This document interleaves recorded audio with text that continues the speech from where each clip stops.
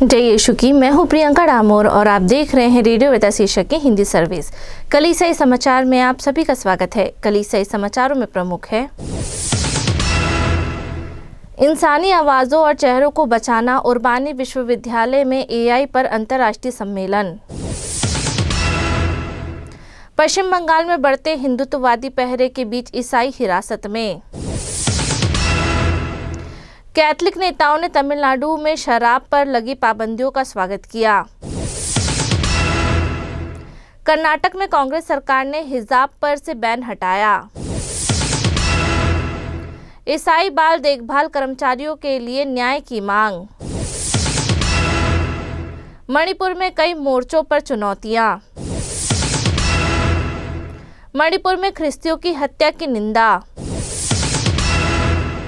पत्रकार संघ ने मुख्य न्यायाधीश की टिप्पणियों की निंदा की।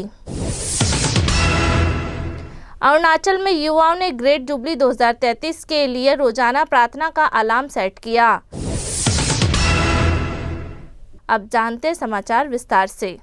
इंसानी आवाज़ों और चेहरों को बचाना। उर्बानी विश्वविद्यालय में एआई पर अंतर्राष्ट्रीय सम्मेलन। कृत्रिम बुद्धिमत्ता पर अंतर्राष्ट्रीय सम्मेलन का आयोजन संचार विभाग ने संस्कृति और शिक्षा विभाग और जॉन 23वें संस्थान के साथ मिलकर 21 मई को उर्बानी विश्वविद्यालय में किया है। विश्व सामाजिक संचार दिवस को मनाने के लिए संचार विभाग ने गुरुवार 21 मई को परम धर्मपीठी उर्बानी विश्वविद्यालय में एक अंतर्राष्ट्रीय सम्मेलन का आयोजन किया। विश्व दिवस का विषय इंसानी आवाज़ों और चेहरों को बचाना पॉप लियो के संदेश को दिखाता है और उस भावनाओं को दिखाता है जिसमें आयोजकों ने कृत्रिम बुद्धिमत्ता और लोगों, समुदाय और देशों की जिंदगियों पर इसके असर पर बातचीत करने के लिए अकेडमी, संस्थानीय प्रतिनिधियों, हाईटेक एक्सपर्ट और पत्रकारों को बुलाया है। पश्चिम बंगाल में बढ़ते हिंदुत्ववादी पहरे के बीच ईसाई हिरासत में। रविवार सुबह बांकुड़ा के केशा कोले में तनाव तब भड़क उठा जब पास्टर राजीव दास के नेतृत्व में चल रही एक चर्च प्रार्थना सभा को स्थानीय समूह ने बाधित कर दिया। प्रत्यक्षदर्शियों ने बताया कि शांतिपूर्ण ईसाई जमावड़े में खलल डाला गया, जिसके बाद पुलिस को हस्तक्षेप करना पड़ा। बांकुड़ा पश्चिम बंगाल के पश्चिमी हिस्से में स्थित एक जिला और शहर है जो राज्य की राजधानी कोलकाता से लगभग 200 किलोमीटर उत्तर पश्चिम में पड़ता है। बांकुड़ा सदर थाने की पुलिस ने 5 लोगों को हिरासत में ले लिया है। इसमें 4 महिलाएं और एक पुरुष शामिल था जिसने प्रार्थना सभा के लिए अपना घर उपलब्ध कराया था। खबरों के मुताबिक ये गिरफ्तारियां मौखिक शिकायतों के आधार पर की गई। इनके लिए कोई लिखित एफआईआर दर्ज नहीं की गई। अधिकारियों ने यह निर्देश भी दिया कि भविष्य में उस स्थान पर ईसाई प्रार्थना सभाएं आयोजित नहीं की जानी चाहिए। घटना की जानकारी मिलते ही पास्टर राजीव दास ने बोंगी ख्रिस्टीय परिसेवा की बांकुड़ा जिला समिति के सदस्य शुभम राम से संपर्क किया, जिन्होंने तत्काल इस मामले में हस्तक्षेप किया। बांकुड़ा सदर थाने की ड्यूटी अधिकारी और द्वितीय अधिकारी के साथ लगातार बातचीत के जरिए इस मामले को शांतिपूर्ण ढंग से सुलझाने के प्रयास किए गए। कैथलिक नेताओं ने तमिलनाडु में शराब पर लगी पाबंदियों का स्वागत किया। तमिलनाडु राज्य में चर्च के नेताओं ने नए चुने गए मुख्यमंत्री सी जोसेफ विजय के उस फैसले का स्वागत किया जिसमें उन्होंने चर्च, मंदिरों, स्कूलों और बस स्टेशनों के पास मौजूदा शराब की दुकानों को बंद करने का आदेश दिया है। उन्होंने इस कदम को शराब की लत से निपटने की दिशा में एक सकारात्मक कदम बताया है। राज्य के पहले ईसाई मुख्यमंत्री विजय ने 10 मई को पदभार संभालने के ठीक एक दिन बाद अधिकारियों को आदेश दिया कि वे 2 हफ्ते के भीतर पूजा स्थलों, शिक्षण संस्थानों और बस स्टेशनों के 500 मीटर के दायरे में आने वाली शराब की दुकानों को बंद कर दे। मद्रास हाई कोर्ट की मदुरे बेंच ने वकालत करने वाले जेसुइट पुरोहित और वकील फादर ए संथानम ने 13 मई को कहा, जाहिर है कि शिक्षण संस्थानों और पूजा स्थलों के पास मौजूदा शराब की दुकानों को हटाने की दिशा में एक सही कदम है। उन्होंने कहा, हम नए मुख्यमंत्री की इस बात के लिए तारीफ करते हैं कि उन्होंने इस मामले में खास तौर पर बच्चों के लिए अपनी चिंता जाहिर की है, क्योंकि स्कूलों के पास शराब की दुकान होने से बच्चों के कोमल मन पर एक गलत संदेश जाता है। कर्नाटक में कांग्रेस सरकार ने हिजाब पर से बैन हटाया। कर्नाटक में कांग्रेस सरकार ने 2022 में एक विवादित आदेश को रद्द कर दिया है। इस आदेश के तहत मुस्लिम महिलाओं के शिक्षण संस्थानों में पारंपरिक हिजाब पहनने पर रोक लगा दी गई थी।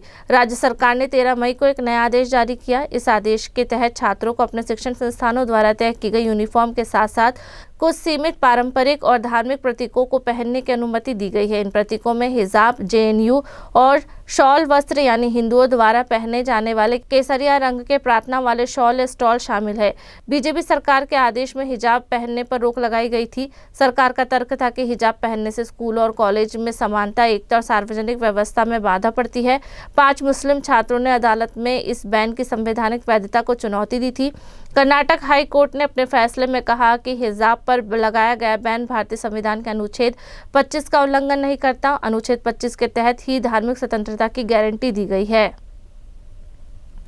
ईसाई बाल देखभाल कर्मचारियों के लिए न्याय की मांग। छत्तीसगढ़ में एक ईसाई अधिकारी समूह ने अधिकारियों से एक ग्रामीण बाल देखभाल केंद्र में काम करने वाले ईसाई कर्मचारी के लिए न्याय सुनिश्चित करने का आग्रह किया है, जिस पर धार्मिक धर्मांतरण की गतिविधियों में शामिल होने का आरोप लगाया गया है। शारदा बघेल, जो कांकेर जिले के अपने गाँव सतेली में एक आंगनवाड़ी सरकार द्वारा प्रायोजित ग्रामीण बाल देखभाल और मातृत्व देखभाल केंद्र का प्रबंधन करती है, पर कुछ गैर ईसाई आदिवासी लोगों ने ईसाई धर्म सिखाने और बच्चों को चर्च जाने के लिए प्रोत्साहित करने का आरोप लगाया है। आंगनवाड़ी केंद्र में उनकी 2 सहायिकाओं को भी निशाना बनाया जा रहा है क्योंकि वे ईसाई है।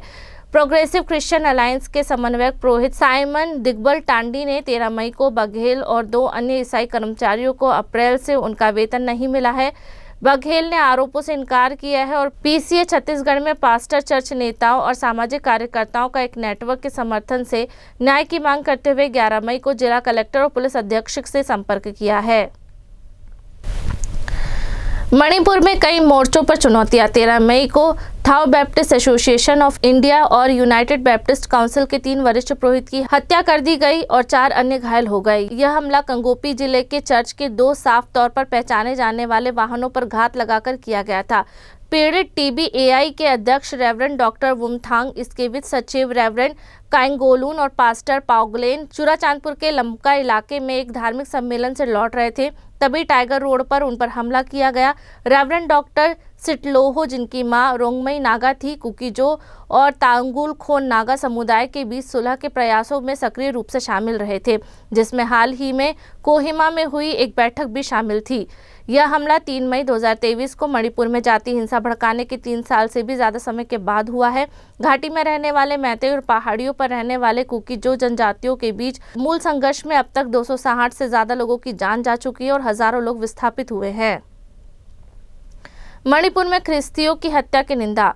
भारतीय कैथलिक धर्माध्यक्षों ने संघर्ष प्रभावित मणिपुर में 3 आदिवासी ईसाई नेताओं की बेरहमी से हत्या की कड़ी निंदा की है, जहां नित्य बढ़ते बंधक संकट ने तनाव को गहरा कर दिया है। बुधवार 13 मई को भारतीय कैथलिक धर्माध्यक्षीय सम्मेलन ने एक वक्तव्य प्रकाशित कर इन हत्याओं की निंदा करते हुए कहा, हम धार्मिक नेताओं के खिलाफ किए गए इस घृणित कृत्य की कड़ी निंदा करते हैं, जो सामाजिक अशांति के इस मुश्किल समय में आशा और शक्ति का एक अहम जरिया बने हुए हैं। बंदूकधारियों ने पास्टरों पर तब हमला किया जब वे चुराचांदपुर जिले में एक धार्मिक सभा में शामिल होने के बाद कंगकोपी शहर लौट रहे थे। इस हमले में 5 अन्य लोग भी घायल हो गए हैं। मणिपुर में लड़ रहे समूहों के बीच शांति की अपील करते हुए धर्माध्यक्षों ने कहा, हिंसा सिर्फ जख्मों को गहरा करती है, दुख को बढ़ाती है और हमारे समुदाय को जोड़ने वाले रिश्तों को कमजोर करती है। पत्रकार संघ ने मुख्य न्यायाधीश की टिप्पणियों की निंदा की। दिल्ली पत्रकार संघ ने भारत के मुख्य न्यायाधीश सूर्यकांत की उन कथित टिप्पणियों की कड़ी निंदा की है जिनमें उन्होंने बेरोजगार युवाओं की तुलना कॉकरोच से की थी। संघ ने इन टिप्पणियों को असंयमित बताया है और साथ ही सोशल मीडिया की भूमिका पर जोर देते हुए इसे विविध आवाजों के लिए एक लोकतांत्रिक मंच करार दिया है। रिपोर्ट के अनुसार सीजेआई ने एक वकील से कहा, समाज में पहले से ही ऐसे परजीवी मौजूद है जो व्यवस्था पर हमला करते हैं और क्या आप उनके साथ हाथ मिलाना चाहते हैं? कुछ युवा कॉकरोच की तरह होते हैं जिन्हें ना तो कोई रोजगार मिलता है, ना ही पेशे में उनके लिए कोई जगह होती है। उनमें से कुछ मीडिया में चले जाते हैं और कुछ सोशल मीडिया पर सक्रिय हो जाते हैं, कुछ RTI कार्यकर्ता बन जाते हैं, कुछ अन्य तरह के कार्यकर्ता बन जाते हैं और फिर वे हर किसी पर हमला करना शुरू कर देते हैं। DUJ ने कहा कि इस तरह की टिप्पणियां बेरोजगार पत्रकारों और कार्यकर्ताओं को अनुचित रूप से निशाना बनाती है। संघ ने अपने बयानों में कहा, लगभग 6 महीने पहले उन्होंने औद्योगिक विकास और बाधित करने और कारखानों को बंद करवाने के लिए ट्रेड यूनियनों की आलोचना की थी। अब पीड़ितों पर दोष मढ़ने का सिलसिला जारी रखते हुए उन्होंने देश के बेरोजगार युवाओं को अपना निशाना बनाया है।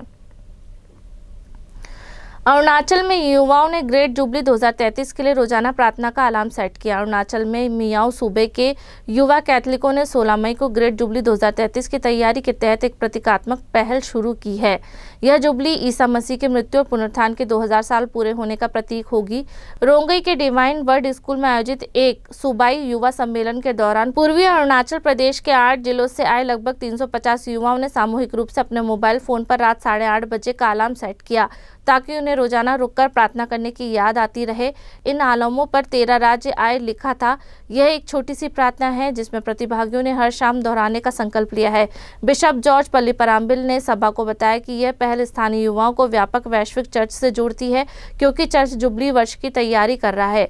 इसी के साथ कलीसिया समाचार समाप्त हुए। अगली बार फिर मुलाकात होगी नई खबरों के साथ। नमस्कार।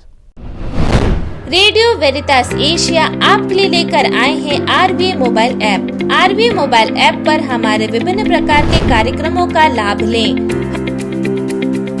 हमसे जुड़े और एशियाई ईसाईयत की आवाज का हिस्सा बने। आज ही ऐप स्टोर एवं प्ले स्टोर से RVA मोबाइल ऐप डाउनलोड करें।